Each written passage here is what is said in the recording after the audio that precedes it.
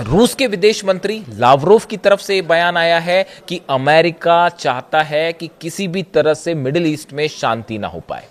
रूस की तरफ से साफ ये कह दिया गया है कि ये जो हमले हो रहे हैं यूक्रेन की तरफ से, ये असल में अमेरिका और यूरोप के द्वारा जो है हमले करवाए जा रहे हैं यूक्रेन के जरिए रूस के ऊपर। यानी पुतिन जिस तरह से स्टूडेंट्स के ऊपर हमला हुआ लुहांस्क में और कई उसमें छात्र मारे गए, उसके बाद से पुतिन बेहद नाराज बताए जा रहे हैं। और देखिए उन्होंने अपनी जो मिसाइल्स, अगर आप देखें पिछले 1-1.5 महीने की बात करिए, सरमत जो है इंटरकॉन्टिनेंटल बैलिस्टिक मिसाइल है जिसका रूस ने टेस्ट किया, इसके बारे में खुद पुतिन ने जानकारी दी। उसके पहले भी है बुरेवेस्तनिक जो है क्रूज मिसाइल है जिसमें कि परमाणु रिएक्टर लगा हुआ है और उसकी कोई लिमिट ही नहीं है। सरमत की तो आप सरमत की बात करें, सरमत की तो जो 35,000 किलोमीटर उसकी रेंज है। अब आप सोचिए 35,000 किलोमीटर की रेंज से रूस क्या करना चाह रहा है। बुरेवेस्तनी की बात करिए, उसमें न्यूक्लियर रिएक्टर लगा हुआ है, यानी उसकी कोई लिमिट ही नहीं है, रेंज ही नहीं है, वो चलती रहेगी लगातार। आप देखिए इस तरह से अगर जो इन मिसाइल्स की आप बात करें, उसके बाद अब यार्स का टेस्ट कर लिया है। ये जितनी मिसाइल्स हैं ये बता रही हैं सब इंटरकॉन्टिनेंटल मिसाइल हैं, अगर रूस से फायर होती हैं तो सब की सब वॉशिंगटन और न्यूयॉर्क तक जा सकती है। यानी सीधा चैलेंज है ट्रंप को। और ये जो पूरा मामला है ये आपको ईरान अमेरिका दिख रहा है, लेकिन इसके पीछे बड़ा खेल चल रहा है पुतिन वर्सेस ट्रंप। आप इस बात को देखिए, ये जंग जो है सिर्फ ईरान अमेरिका की नहीं है, ये जंग रूस वर्सेस अमेरिका की भी हो चुकी है अब। और इसमें जो ये जो मिसाइल टेस्ट हुए हैं, अब इसके अलावा देखिए एक बेहद अहम खबर, छोटी खबर थी लेकिन बेहद अहम खबर थी, इस पे नजर बनाए रखना बहुत जरूरी है। ये द सन की रिपोर्ट है, जो सन है उसकी तरफ से रिपोर्ट आई थी कि यूक्रेन की सुरक्षा एजेंसी एसबीयू ने दावा किया कि एक R-60 मिसाइल के मलबे में यूरेनियम 235 और यूरेनियम 238 के निशान पाए गए हैं। एजेंसी के मुताबिक घटना स्थल पर गामा रेडिएशन 12 माइक्रोसीवर्ट प्रति घंटा रिकॉर्ड किया गया, जो समान स्तर से ज्यादा था।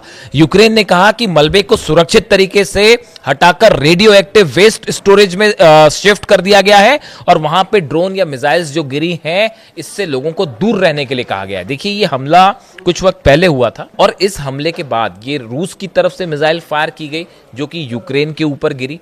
और बताया गया कि जब ये जिस साइट पर, इस साइट को जब चेक किया गया जहां रूस की मिसाइल गिरी, ऐसा दावा हो रहा है, तो वहां पर यूरेनियम 235 और यूरेनियम 238 के निशान पाए गए और इससे कुछ मात्रा में रेडिएशन भी था जो कि लेवल अप था।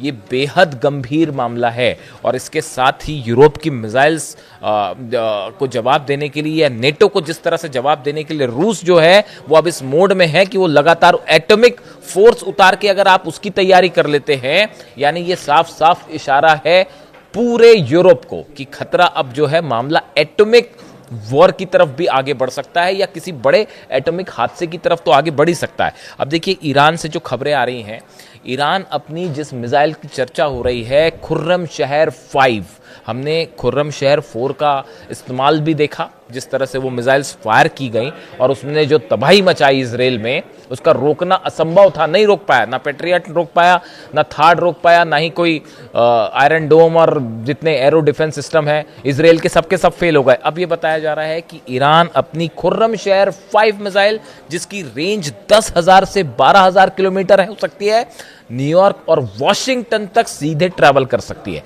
ये जो बार बार बयान आ रहे हैं कि ईरान सरप्राइज देगा, ईरान नए टारगेट डिसाइड करेगा, इस बार जंग मिडिल ईस्ट से बाहर जा सकती है, ये कहीं इशारा इस आईसीबीएम की तरफ तो नहीं है जिसको फिर से टेस्ट किया जा सकता है या जिसका इस्तेमाल हो सकता है। इसी तरह की बात रूस की तरफ से भी कही गई।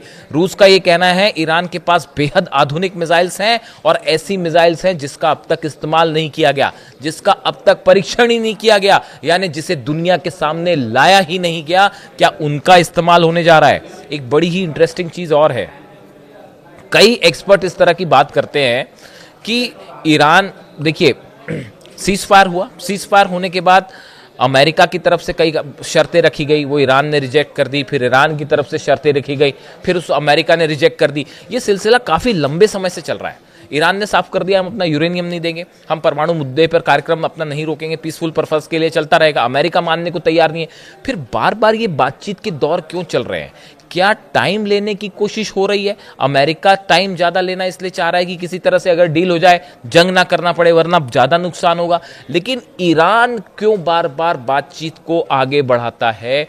क्या किसी तरह का टाइम लेने की कोशिश ईरान की भी है? क्या कोई ऐसा हथियार है जो अभी बन रहा है और जल्दी ही वो बन जाएगा, और इस बातचीत के दौरान थोड़ा सा वक्त और लेने के दौरान ही, डील के पहले पहले ही, क्या ईरान की तरफ से कोई बड़ा टेस्ट होने वाला है? अब आप इशारा समझ जाइए। कभी कभी आपको नहीं लगता ऐसा कि ये बार बार ईरान की तरफ से भी जो बातचीत शुरू हो जाती है, कोई डेलीगेशन तय हो जाता है और कहता है हाँ हाँ ठीक है बात करिए, क्या ईरान भी ये चाह रहा है कि थोड़ा सा टाइम और मिल जाए तो कोई हथियार ऐसा बन रहा है जो बन जाए और उसका परीक्षण कर दिया जाए और मामला ही खत्म हो जाए? अब आप समझिए इस बात को। अब इस बीच में जो है वो इस तरह की खबरें हैं कि खुर्रमशहर 5 जो है उसको दुनिया के सामने रख सकता है ईरान, और एक बार फिर जो है वो ICBM को लेकर एक बड़ा ऐलान हो सकता है। इसी तरह के दावे ईरान के यूरेनियम को लेकर भी हैं। यूरेनियम कहाँ है कोई नहीं जानता। उसको लेने के लिए जो जिस तरह से प्लानिंग्स है अमेरिका की, कि या तो एक बार फिर B2 बॉम्बर्स गिराए जाएं, B2 बॉम्बर से जो है वो बंकर बस्टर्स बॉम्ब से हमला किया जाए, और इस्फहान को लेकर बड़ी चर्चाएं हैं कि इस्फहान पर फिर से हमला हो सकता है, इस तरह की बातें हैं। और दूसरा है ग्राउंड ऑपरेशन, कि ग्राउंड ऑपरेशन करें। ग्राउंड ऑपरेशन का मतलब ये होगा बड़ी संख्या में अमेरिकन सोल्जर्स की कैजुअलिटी। क्या डोनाल्ड ट्रंप ये रिस्क लेने को तैयार होंगे?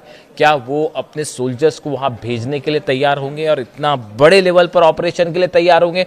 खास तौर पर तब जब रूस अपनी यार्स मिसाइल लेके खड़ा हुआ, अपने इंटरकॉन्टिनेंटल बैलिस्टिक मिसाइल्स लेके खड़ा है, और सीधा संदेश है कि अगर हमला किया आपने तो ठीक नहीं होगा, और रूस और चीन दोनों ईरान के साथ खड़े हैं। ऐसे में क्या डोनाल्ड ट्रंप हमला करेंगे? नजर होगी हमारी। जो भी अपडेट होगा आप तक पहुंचाएंगे। कमेंट करके बताइए वीडियो कैसा लगा। Thank you so much.